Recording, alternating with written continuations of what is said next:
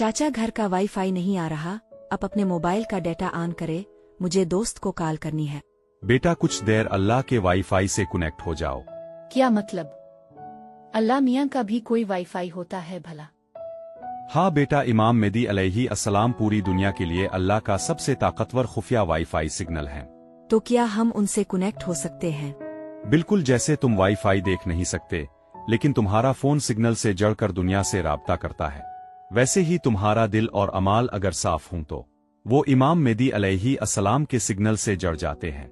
वाह, जैसे वाईफाई नहीं हो तो मेरे सारे काम रुक जाते हैं। इमाम मेहदी अलैहि अस्सलाम इस गैबुत में रहते हुए पूरी दुनिया में रहनुमाई और सुकून के सिग्नल फैला रहे हैं। तो हम उनसे जुड़े कैसे? हमारा दिल और नेक अमाल हमारा मोबाइल फोन है।